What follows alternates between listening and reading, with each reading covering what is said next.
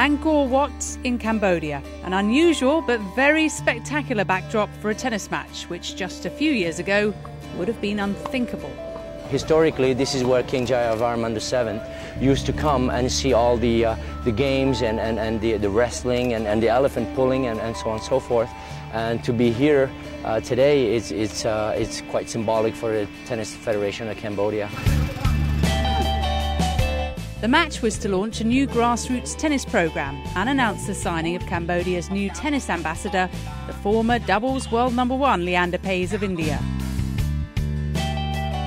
It's always been a dream of mine to come out to Angkor Wat and visit, but to get to play tennis here is phenomenal. It's a fitting setting for a sport which thrived in the country until 1975, when Pol Pot and the Khmer Rouge came to power. When the Khmer Rouge took over Phnom Penh in Cambodia, anybody that was elite or academic or considered upper class was exterminated. It was basically ethnic cleansing. Tennis is considered an elitist activity, a hobby, and so anyone that had anything to do with tennis was killed. Many atrocities occurred here during the Khmer Rouge when they took over. It is now today the American Embassy. Prior to that, it was Cercle Sportif, our tennis club. I played with my father. This is where he taught me. I was, I believe, 9 or 10 years old. In the early 1970s, Tep Rithivit and his family went into exile. His father, Tep Kunar, had been the national captain at a time when Cambodia dominated tennis in the region. Riti wouldn't return to his homeland for another 20 years. I returned here in Cambodia for the first time in 1992, and I said, well, I remember where the Cercle Sportif was, and I said, let's go and check it out. And I was a tennis player already. To my surprise, I found 3 ex-players. They were still alive. Nobody knows exactly how many tennis players were killed, but one of the 3 survivors was his father's old teammate, Yi Sarun. Many of his and Riti's family were last seen here at Cho Yung Ek, better known as the Killing Fields.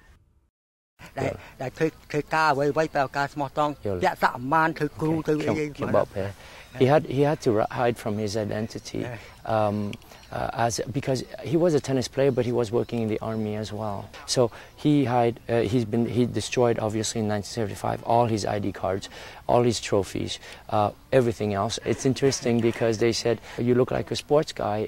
You know, were you a sportsman?" And he said, "No, I'm not. If you're a sportsman, you can go help the country, show the sports side of the country." He said, no, I'm really nobody. Hey, Leander, I'd like to meet our oldest champ in Cambodian tennis, Mr. Yi Sarun. Today, Yi Sarun still earns a living coaching tennis, but his opponents are now from a new generation, a younger group, which are only playing the game thanks to the efforts of one man. Well, basically, Pol Pot, as everybody knows, wanted to start year 0. We started year 0 back in 1993-94, as far as tennis was concerned. So we basically rebuilt it from scratch. I basically went to get a lot of the young talents and found it in the ball boys because there were, at the time, a lot of expat. They would spar or knock with the Yi Saruns and the others, and I personally took all the ball boys and started giving them a tennis lesson.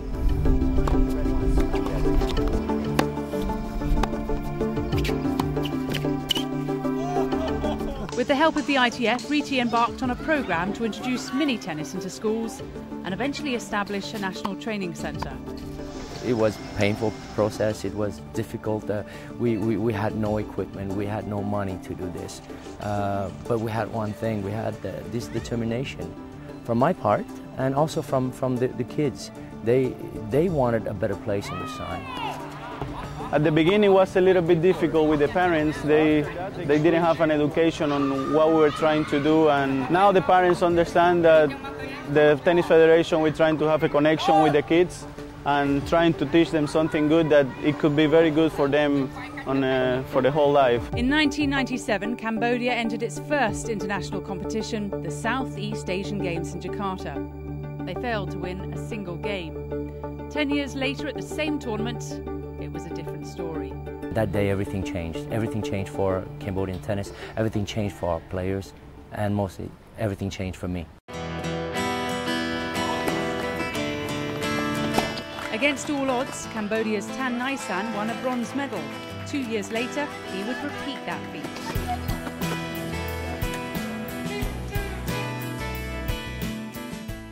It was worth like gold or platinum for us.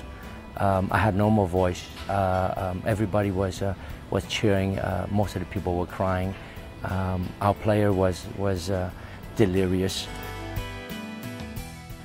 2009, he ended up winning a match that nobody would have believed.